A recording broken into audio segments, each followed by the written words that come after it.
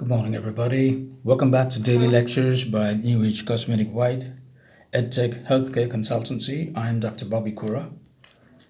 Today we're dealing with the subject of molecular biotechnology. We're on Chapter 5, and we are dealing with bioinformatics, genomics, and proteomics. We're on the particular subject of serial analysis of gene expression, and continuing from there, we're on Figure 5.18, which refers to reverse phase microarray formats. So we're on the subject of protein microarrays. So now multi-protein lysates are spotted on a solid support, an incubator with an antibody, known tiny biotinylated antibody, 2, an streptavidin fluorescent dye conjugate is used to identify samples with bound antibody. Excuse me.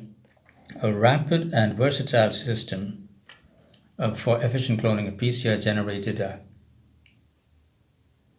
ORFs without costly and time-consuming restriction endonuclease and ligation reactions is known as recombinational cloning, also known as gateway cloning technology, and exploits a bacteriophage lambda system for integration and excision of viral DNA into the host bacterial genome. Briefly, as background for understanding recombinant cloning, the integration of bacteriophage lambda and E. coli chromosome requires a specific attachment sequence. In the bacteriophage genome, 243 base pairs attachment phage at ATTP, that is attachment phase site, and another sequence in the bacterial genome, 25 base pairs attachment bacteria attachment site B, and plus an E. coli encoded protein called integration host factor, and the bacteriophage lambda recombinant protein integrase. Figure 5.20a, recombination between the ADTP and ATTP, the attachment P and attachment B sequences results in insertion of the bacteriophage.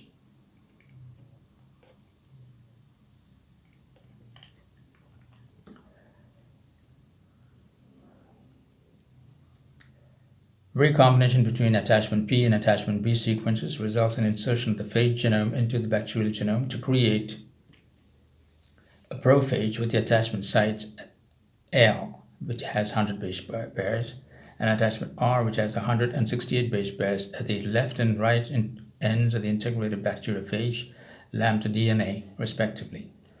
For subsequent excision of the bacteriophage lambda DNA from the bacterial chromosome, recombination between the attachment L and attachment R sites is mediated by integration host factor, integrase and bacteriophage lambda excisionase, as figure 5.20b.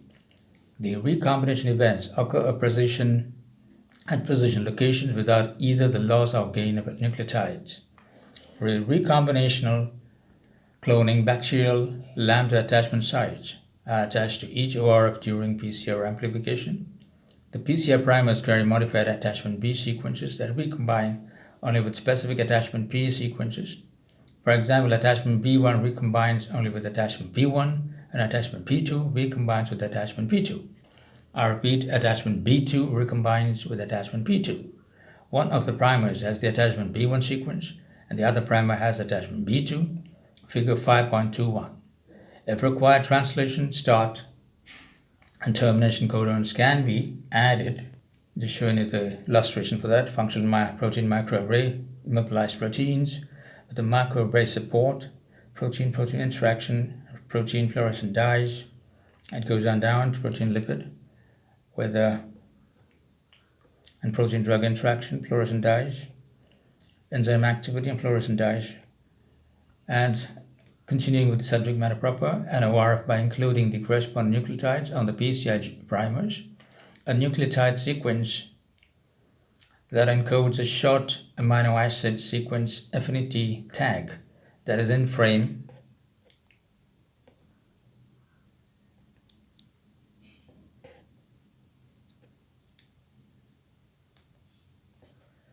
with each ORF is also included on one of the primers. The affinity tag enables a protein to be selectively purified and may be added to the N or C terminus of the protein.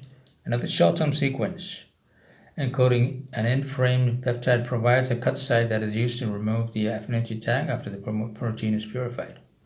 Following amplification of a specific ORF by PCR using the primer pair, the PCR products carrying the ORF with flanking attachment B1 and attachment B2. Just going back to the diagram, the explanation of the diagram reads: functional protein microarray platform. The individual proteins of a functional protein microarray can be examined for interactions with proteins, lipids, and drugs, among other compounds, and tested for substrate binding and enzyme activities. Here, for convenience, direct labeling of the input sample is depicted as the detection method. However, there are a variety of visualization protocols for different types of samples. And with the attachment B1 and B2 sequences are mixed with a donor vector that has attachment B1 and attachment B2 sites flanking a negative selection gene, CCDB. When present and expressed, the product of the CCDB gene interferes with the DNA replication and is toxic to bacterial cells. Integration host factor and integrase are added to the mixture of DNA molecules to catalyze in vitro recombination between the attachment B1 and attachment P1 sites and between the attachment B2 and attachment P2 sites. As a consequence of the two recombination events, the CCDB gene sequence between the attachment P1 and attachment P2 sites on the donor vector is replaced by the ORF. The recombination events create new attachment sites flanking the ORF sequence, designated attachment L1 and attachment L2, and the plasmid with the attachment L1 ORF attachment L2 sequence is referred to as an entry clone. The mixture of original and recombinant DNA molecules is transformed into E. coli, and cells that are transformed with donor vectors that have not undergone recombination retain the CCDB gene and therefore do not survive. Host cells carrying the entry clone are positively selected by the presence of a selectable marker. This procedure is repeated to clone each of the ORFs and the proteome. Going to the illustration, we have illustration showing bacteriophage lambda with attachment P and then with attachment B to E. coli chromosome, and there is integration to give a prophage with attachment L and attachment R. And here's the prophage, which shows the E. coli chromosome going into excision to give a bacteriophage with attachment P and attachment B on the E. coli chromosome. So this is basically integration A and excision B of the bacteriophage lambda into and from the E. coli genome via recombination between attachments at ATD sites in the bacterial and bacteriophage DNAs. Primer pair used to amplify ORFs for recombination and cloning to generate an ORF EO. Right? Primer 1, attachment B1, translation signals, affinity tag cut site, ORF specific sequence. Goes into primer 2, which shows the ORF specific sequence, translation signals, and attachment B2 at 5'. And here it shows attachment B1 and attachment B2 ORF frame to CCDB at attachments P1 and P2 to the donor vector that goes to give a byproduct of attachment R1, R2 with CCDB, and then to OR frame attachment L1, L2 to an entry clone with SM1. That proceeding goes on to give us the expression clones of the destination vectors are both visible here. So figure 5.22 explains the recombinational cloning, where A is a recombination, thin vertical lines between a PCR amplified ORF with attachment to sites attachment P1 and P2 and a donor vector with attachment P1 and P2 sites on either side of the CCDB gene. Results in an entry clone in which the ORF is flanked by attachment L1 and attachment L2 sites. The selectable marker SM1 selects transformed cells with an entry clone. The protein encoded by CCDB is toxic to transformed cells with non-recombined donor vector molecules. The the origin of replication of the donor vector is not shown. B. Recombination, thin vertical lines between the entry clone with attachment L1 and attachment L2 sites, destination vector with attachment R1 and attachment R2 sites, results in an expression clone with attachment B1 and B2 sites flanking the ORF. The selectable marker SN2 series selects transform cells with an expression clone. The second plasmid designated a byproduct has the CCDB gene flanked by attachment P1 and P2 sites. Cells with an intact destination vector that did not undergo recombination or that retain the byproduct plasmid are killed by the CCDB protein. Transform cells with an entry clone which lacks the SM2 selectable marker are selected against. The origins of replication and the sequences for expression of the ORF are not shown here. And now the PCR primer used to amplify the ORFs as in figure 5.21. Protocols have been developed to isolate thousands of proteins in parallel to facilitate the creation of proteomic microarrays. And then we go to the topic of protein-protein interaction mapping. Proteins seldom act alone. On average, one protein interacts with 5 others. Some protein-protein interactions are short-lived. Others form a stable multi-component complex, and at a higher level of cellular organization, complexes interact with one another, determining their functional interconnections among the members of a proteome is not an easy task. The strategies for examining protein-protein interactions on a large scale require a number of experimental manipulations, but no guarantee that all potential interactions will be recognized. Notwithstanding the limitation of existing protocols, thousands of protein-protein interactions for proteomes of single-celled and multicellular organisms have been catalogued. Going over to figure 5.23, 2 hybrid assay for detecting pairwise protein interactions. A. The DNA binding domain of a transcription factor binds to a specific sequence in the regulatory region of a gene, which orients and localizes the activation domain that is required for the initiation of transcription of the gene by RNA polymerase. B. The coding sequence for the DNA binding domain and the activation domain are fused to DNA X and DNA Y, respectively, and both constructs hybrid genes are introduced into a cell. After translation, the DNA binding domain protein X fusion protein binds to the regulatory sequence of a reporter gene. However, protein Y prey does not interact with protein X bait, and the reporter gene is not transcribed because the activation domain does not on its own associate with RNA polymerase C. The coding sequence for the activation domain is fused to the DNA for protein Z, DNA Z, and transformed into a shell containing the DNA binding domain. DNA X fusion construct, the proteins encoded by the DNAs of the hybrid genes interact, and the activation domain is properly oriented to initiate transcription of the reporter gene, demonstrating a specific protein-protein interaction. I'm just showing you the figures for the same. Have a look at the illustration. All right, A, B, and the DNA binding domain, protein X, non-traction protein Y activation domain leads to hybrid gene prey, hybrid gene bait, and you finally have the transcription and the reporter gene. Now, the 2 hybrid method that was originally devised for studying the yeast proteome has been used extensively to determine the pairwise protein-protein interactions.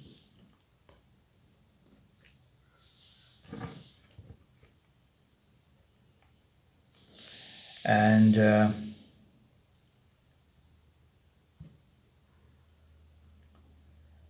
in both eukaryotes and prokaryotes, the underlying principle of this assay is the physical connection between 2 proteins.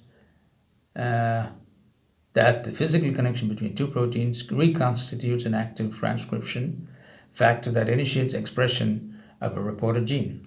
Generally, transcription factors have 2 domains. One region is required for binding to a specific DNA site, DNA binding domain, and the other region activates the transcription activation domain. These 2 domains need to be part of the same protein to function as an effective transcription factor. However, the activation domain alone will not bind to RNA polymerase.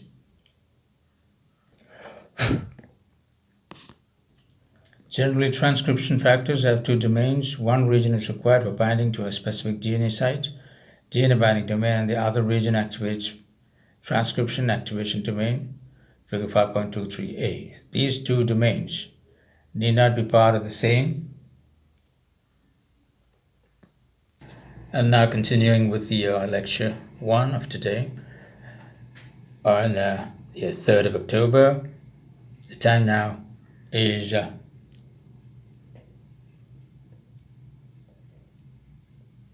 9:12 a.m. Indian Standard Time.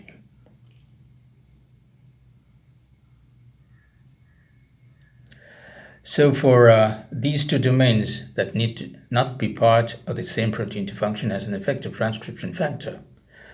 However, the activation domain alone will not bind to RNA polymerase. To activate transcription, connection with the DNA binding domain is necessary to place the activation domain in the correct orientation and locate to initiate transcription of DNA polymerase. For a two-hybrid system, the coding regions of the DNA binding and activation domains of a specific transcription factor are isolated and cloned into separate vectors. Often, the GA14, I read it as 1, or should it be L? GA14, shall I say? Transcription factor from Saccharomyces cerevisiae, or the bacterial Lex A transcription factor is used. A cDNA, that was a complementary DNA sequence, is cloned and framed with the DNA binding domain sequence to form a fusion gene that produces a hybrid protein. A protein attached to the DNA binding domain is called a bait or target. This is the target protein for which the interacting proteins are to be identified. Another cDNA sequence is cloned adjacent to the activation domain coding sequence. A protein attached to the activation domain is called the prey and potentially interacts with the target or bait protein. Host cells are transformed with both bait and prey DNA constructs after expression and translation. If the bait and prey do not interact, then there is no transcription of the reported gene. However, if the reported gene is transcribed, then a physical connection occurred between the bait and prey proteins that brought the DNA binding and activation domains together and enabled the activation domain to make contact with the RNA polymerase. In other words, there was a specific interaction between bait and prey proteins. The product of an active reporter gene may either allow a host cell to proliferate in a specific medium or produce a colorimetric response. A variant of the two-hybrid system has been developed. So this is a couple of years back from now for studying protein interactions. So I would say a variant of the two-hybrid system was developed for studying protein interactions in mammalian cells. With this scheme, two genetically altered subunits, alpha and omega, should I say that, of an integrated enzyme, beta-galactosidase, are unable to associate under normal cellular condition, and as a result, there is no beta-galactosidase activity. cDNAs are cloned in frame. And now figure 524 explains complementation assay for detecting pairwise protein interactions in mammalian cells. A. Proteins alpha and omega must combine to produce an active enzyme but are not able to interact spontaneously due to mutations. B. DNA fusion constructs of the gene encoding protein alpha, gene alpha with cDNA and the gene encoding protein omega, gene omega with a cDNA Y are introduced into a cell. Since protein X bait and Y prey do not interact, protein alpha and omega do not associate, and the activity specified by the alpha-omega combination is not observed. C. DNA fusion constructs of the gene encoding protein alpha, gene alpha with a cDNA X, and the gene encoding protein omega, gene omega with a cDNA Z are introduced into a cell. Protein X and Z are interact, bringing together proteins alpha and omega, and the activity specified by the alpha-omega combination is observed. So this is the figure. Have a look at it. While I speak, let's give a great degree of thanks to the authors, Glick, Bernard, Jack, and Cheryl, and all the proponents and the editors of this great good book. Thank you so much for the invaluable info for all the underprivileged students and the physically handicapped students who are not able to read but can listen and imbibe this great info for a good career in future. Thank you, courtesy to all. Now this figure, a protein alpha, no interaction, no activity, protein omega.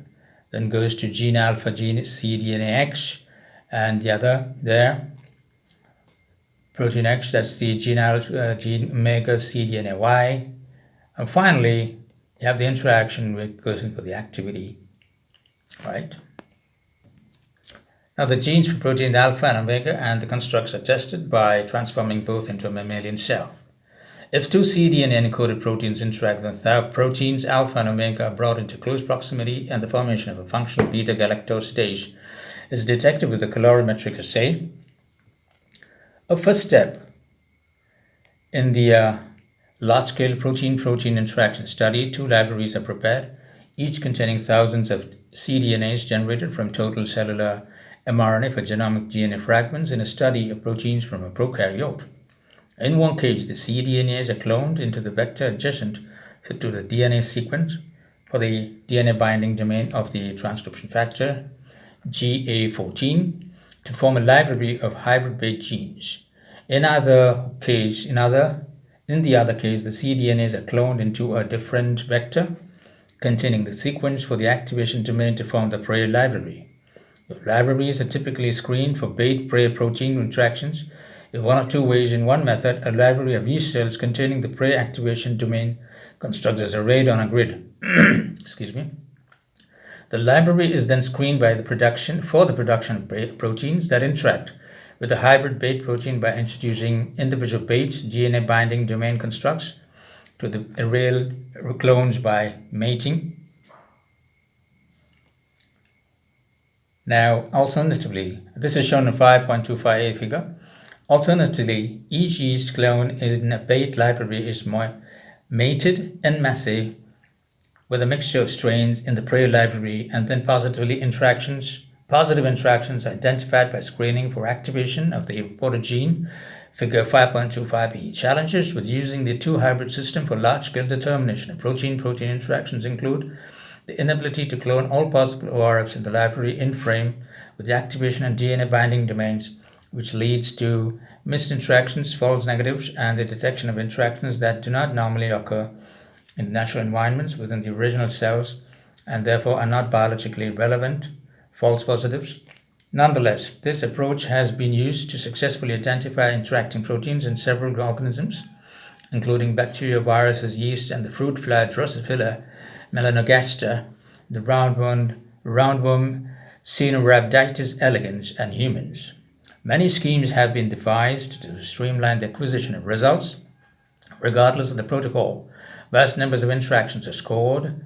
Specialized computer programs are required to categorize and map all the relationships.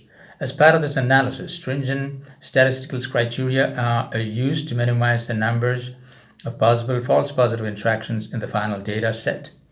With D. melanogaster, an overall protein interactome map of 3,000 interactions with 3,522 proteins was delineated.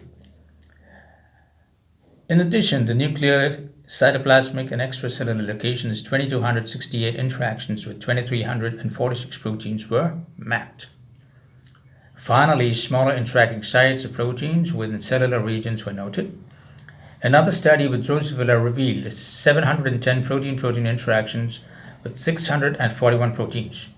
Surprisingly, there was little congruence between the two studies, so clearly the technical reasons for this difference need to be determined. A network of 5,500 protein interactions was constructed for C. elegans, and a similar number was determined for S. cerevisiae, that's the yeast. Protein interactions has mapped interaction maps placed proteins with unknown functions into contexts that provide key clues. Protein interaction maps place proteins with unknown proteins function into contexts that provide clues. However, If the reported gene is transcribed, then a physical connection occurred between the bait and prey proteins that brought the DNA binding and activation domains together and enabled the activation domain to make contact with RNA polymerase. In other words, there was a specific interaction between the bait and the prey proteins. The product of an active reported gene may either allow a host cell to proliferate in a specific medium or produce a calorimetric response. Right, a variant of the two-hybrid system was developed for studying protein interactions in mammalian cells. I'm repeating these things because this is all being re-edited. Okay, this is just for the basic info of those of you who haven't read in these subjects, right? You need to update yourselves. Okay, take my points. Go back to Google or any of those search engines. Verified, click Google on this, or you browse on these topics. Update yourself with the latest, and that's how you study, right? Do that. So with this scheme, two genetically altered subunits, alpha and omega, of an indicator enzyme, beta-galactosidase, are unable to associate under normal cellular conditions, and as a result, there is no beta-galactosidase activity. cDNAs are cloned and framed with the genes for proteins alpha and omega, and the constructs are tested by transforming both into a mammalian cell. If two cDNA encoded proteins interact, then proteins alpha and omega are brought into close proximity, and the formation of a functional beta-galactosidase is detected with a calorimetric assay. As the first step in a large-scale protein-protein interaction study, two libraries are prepared, each containing the thousands of cDNAs generated from total cellular mRNA for genomic DNA fragments in a study of proteins from a prokaryote. In one case, the cDNAs are cloned into the vector adjacent to the cDNA sequence with the DNA binding domain on the transcription factor GA14 to form a library of hybrid bait genes. In the other case,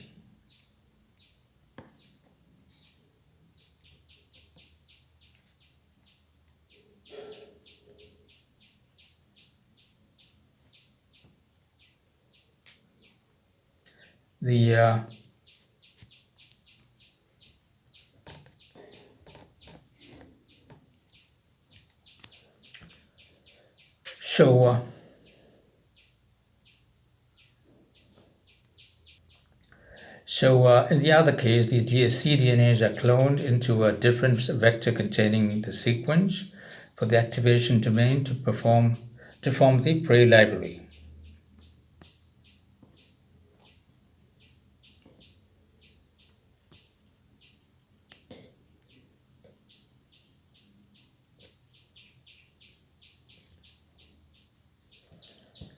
Right?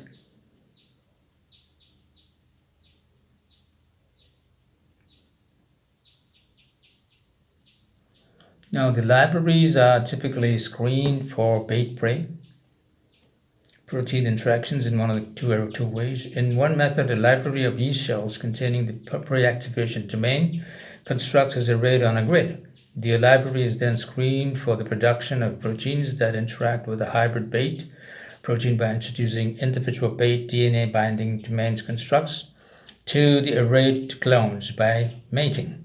Alternatively, each yeast clone in a bait library is mated en masse with a mixture of strains in the prey library, and then positive interactions are identified by screening for activation of the reported gene shown in 5.25b. And challenges with using the two-hybrid system for a large-scale determination of protein-protein interactions include the inability to clone all possible ORFs in the libraries and frame with the activation and DNA binding domains, which leads to misinteractions with false negatives and the detection of interactions that do not normally occur on their natural environments within these original cells and therefore are not biologically relevant, false positives. Nonetheless, this approach has been used to successfully identify interacting proteins in several organisms, including bacteria, viruses, yeast, the fruit fly Drosophila, Melanogaster, the roundworm, Caenorhabditis elegans, and humans. Many schemes have been devised in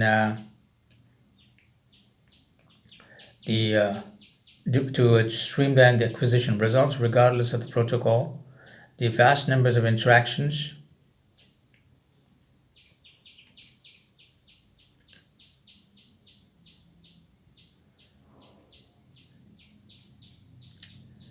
are scored. Specialized computer programs are required to categorize and map all the relationships. As part of this analysis, stringent statistical criteria are used to minimize the numbers of possible false positive interactions in the final data set, with the melanogaster and overall protein interactome map of 3,000 interactions with 3522 proteins was delineated to. In addition, the nuclear, cytoplasmic, and extracellular locations of 2268 interactions with 2346 proteins were mapped. Finally, smaller interactions sets of proteins within cellular regions are noted. Another study with Drosophila revealed 710 protein-protein interactions with 641 proteins. Surprisingly, there was little congruence between the two studies. Clearly, the technical reasons for this difference need to be determined. A network of 5,500 protein interactions was constructed for C. elegans, and a similar number was determined for S. cerevisiae. Protein interaction maps place proteins with unknown functions into contexts that provide clues. And so large-scale screens for protein interactions using the yeast-2 hybrid system. Two libraries are prepared, one containing genomic DNA fragments or cDNAs fused to the coding sequence for the DNA binding domain of a transcription factor bait library, and another containing genomic DNA fragments or cDNAs fused to the activation domain of the transcription factor or prey library. Two methods are commonly used to screen for pairwise protein interactions. A. Individual yeast strains in the bait library are mated with each other. Yeast strain in an arrayed prey library. The resulting strains in the array that produce bait and prey proteins that interact are detected by saying the reported gene activation. Activated cells growing in a multi-well plate are indicated in green. B. Yeast strains in the prey library are mated and massey with individual strains in the bait library. The mixture of strains is screened for reported gene activity, which identifies strains with interacting bait and prey proteins in green. So this is the illustration. Individual yeast strain from bait library, arrayed prey library. And you have the mate with each yeast strain in arrayed library, reported gene activation, and reported gene activation indicates yeast strains with interacting bait and prey proteins.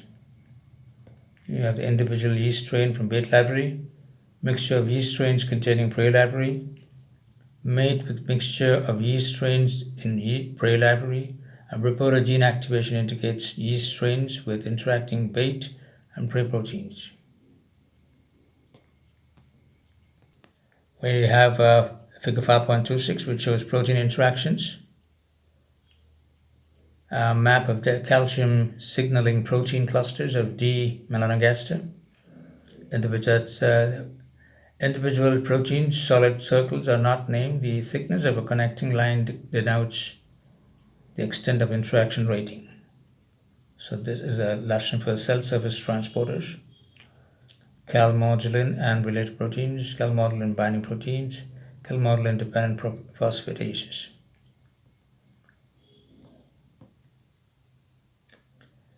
And as we just read, their roles in cellular processes and identifying proteins with multiple functions. Instead of studying pairwise protein interactions, the tandem affinity purification (TAP) tag procedure is designed to capture multi-protein clusters and then identify the proteins by MS multiscreening. In this case, a cDNA sequence that encodes a target bait protein is fused to a DNA sequence that encodes two short amino acid sequences tags. An amino acid sequence tag binds with high affinity to specific molecule and facilitates purification of the target protein. A two-tag system allows two successive rounds of affinity binding to ensure that the target and its associate proteins are free of any non-specific proteins. Alternatively, a one-tag system with a small protein tag that is immunoprecipitated with a specific antibody requires only a single purification step. In a number of trials, the tags did not alter the functions of various test proteins. A cDNA 2-tag construct is introduced into a host cell where it is expressed and tagged. A tag protein is synthesized. The underlying assumption is that the cellular protein that normally interacts with the native protein in vivo will also combine with the tag protein after the cells are lysed. The target protein and any interacting proteins are purified using the affinity tags. The proteins of the cluster are separated by according to their molecular weights by page. Individual bands are excised and treated with trypsin, and the proteins are identified by AIIMS. Computer programs are available for generating maps of clusters with common proteins, assigning proteins with shared interrelationships to specific cellular activities, and establishing the links between multi-protein complexes. And this is a figure 5.27. That's a tag procedure for detecting protein-protein interactions. Two DNA sequences, tag 1 and tag 2, each encoding a short amino acid sequence with high affinity for a specific molecule, are cloned together and fused in frame to the 3' end of the coding region of cDNA, cDNAX. The tagged cDNA construct is introduced into a host cell where it is transcribed and the mRNA is translated. Other cellular proteins bind to the proteins encoded by cDNAX protein X. The cluster consisting of protein X and its associated proteins is separated from cell components squares by the binding of tag 1 to its affinity partner, which is usually fixed to a column that retains the cluster while allowing all non-interacting proteins to flow through. The cluster is eluted from the affinity partner typically by cleaving the tag 1 to its affinity partner, which is usually fixed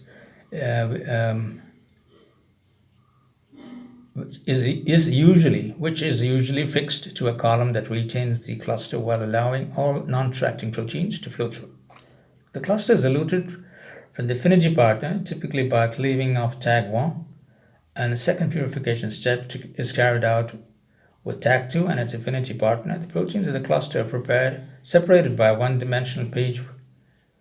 Single bands are excised from the gel and treated with trypsin. The protein is represented by the tryptic peptides and is identified by either peptide, mass fingerprinting, or searching protein database with peptide amino acid sequences obtained with ESI, MS, and MS. This is the figure. Take a screenshot as you may and make notes.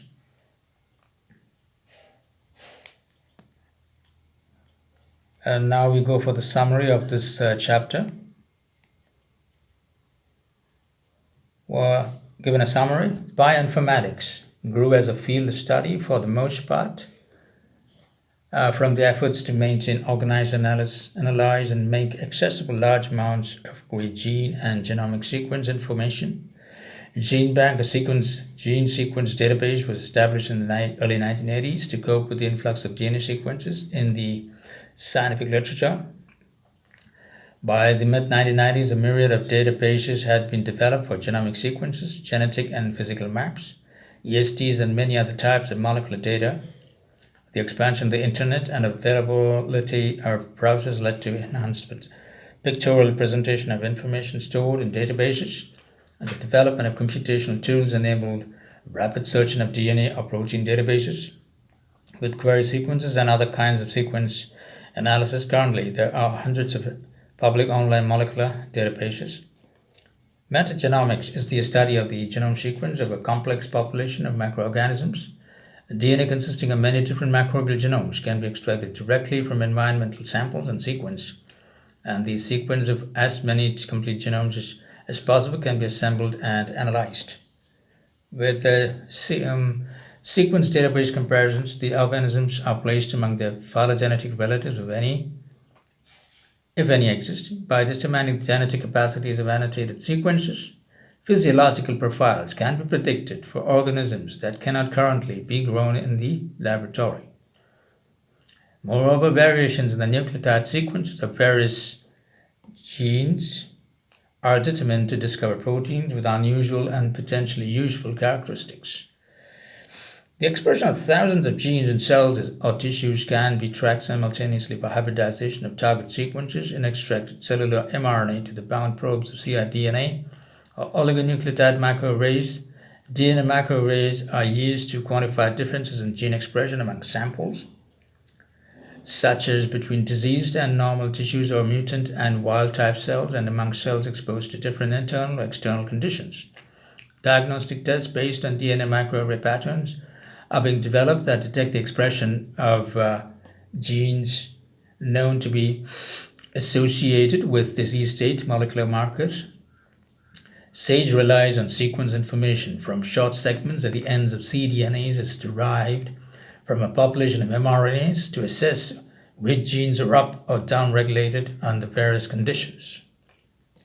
The comprehensive study of all the proteins of all cell, tissue, body fluid, or organism, that is a proteome, is called proteomics.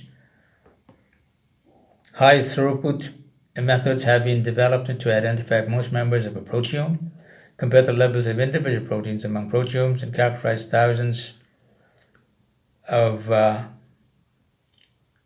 protein-protein interactions with a proteome. There are two main ways of obtaining comparative protein expression profiles. With these approaches, proteomes from two different sources are mixed and analyzed together for 2D differential in-gel electrophoresis. The proteins of two samples are labeled with two different fluorescent dyes and separated by 2D page. Then the specific fluorescent emissions from the individual proteins are recorded to determine the relative proportions of the proteins in each sample. In another method, peptides from two different samples are labeled with a heavy form containing 8 deuterium atoms or a light form with no deuterium atoms of an ICAT. The same ICAT labeled peptides in the two samples produce a pair of signals with a defined difference in mass due to the light and heavy versions of the labels. MS is issued to MS is used to measure the relative abundance of the proteins in the original proteomes. Protein microarrays consist of a large number of proteins immobilized in a small area on a support to facilitate massively parallel analysis of interactions between proteins and low molecular weight compounds, and between antibodies and antigens. Based on the immobilized proteins, there are three kinds of protein microarrays: analytical, reverse phase, and functional. Analytical microarrays use immobilized antibodies in capture proteins. Two capture proteins are immobilized proteins to bind antibodies. Multi-protein complexes such as cell lysates are bound to the support for reverse phase microarrays. Functional protein microarrays contain as many members of a proteome or subproteome as possible to study the activities of proteins by the interactions with other proteins or small molecules. Recombinational cloning is often used to generate libraries containing the ORFs for all of the proteins encoded in a genome. Protein interaction maps can reveal novel functions for proteins, place proteins with unknown functions among those with known cellular roles, and elucidates new biological pathways and cellular machines. The yeast-2 hybrid system detects interactions between two proteins, bait and prey, that bring together the activation and DNA binding domains of a transcription factor required for the initiation of transcription of a reporter gene. A large network of protein-protein interactions are reviewed by many thousands of pairwise assays. The tap-tag procedure is used to isolate clusters of proteins that are associated with a test bait protein in vivo. In this method, the individual proteins of a purified protein complex are separated by a one-dimensional page and identified by either peptide mass fingerprinting or MS amino acid sequencing and database similarity search. And now on to review questions on Chapter 5. First, the basic local alignment search to BLAST finds regions of similarity between sequences. For a brief introduction to a BLAST nucleotide search, go to the browser address given here and click on the link labeled nucleotide BLAST. Type accession number, which is the unique identifier assigned to a specific DNA sequence, into the enter accession number box. In the pull-down menu in the database field nucleotide collection, check the show results in the new window box and click on algorithm parameters and select 10 from the max target sequences menu. Click on BLAST. From the results of the nucleotide sequence, determine the identity of the gene that has been given accession number NM this. Second question, what is the likely protein that contains the amino acid sequence as shown here? To answer this question, go to this and read the details. The third, what is a DNA microarray? 4, describe a cDNA microarray gene expression profiling system. 5, how is the target sample prepared for an oligonucleotide microarray experiment? 6, what is an affinity tag? 7, what are the objectives of gene expression profiling experiments? 8, describe the SAGE procedure. 9, find the best gene for the following SAGE tags. Right? And 10, why are there so many more proteins than genes in humans? 11, what are the principal features of 2D page? Describe how unknown members of a proteome cell can be readily identified. What is a peptide mass fingerprint? Are you curious about the unknown proteins in 5.11? If so, type the peptide masses of the unknown protein as a column in a word processor. Omit the dots, copy the column to the clipboard, and go to the following browser address and solve the question. And 15, the following ladder of Y-ion masses, M by Z ratios, was observed with MS after fragmentation ionization of a peptide. What is the likely amino acid sequence of the peptide? Go to the details and get the answers. Come back to the comment session on YouTube and let me know what you have to say about each question and the answers. You can discuss it with me. You can also go to my email or come on to my WhatsApp page, right? What is the ICAT method is number 16. 17, describe the major features of the two hybrid assay. 18, what is a tag system? And 19, what is a protein microarray? 20 is compare and contrast analytical and reverse phase microarrays. Describe how a library of ORFs that represents a proteome is constructed by recombinational cloning. What types of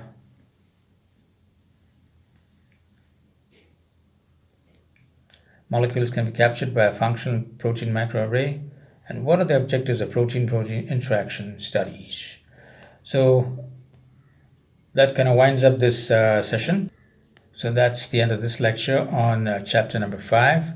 And the next lecture, we'll be dealing with the subject of gene manipulation of gene expression in prokaryotes would be the next lecture. See you then. Bye.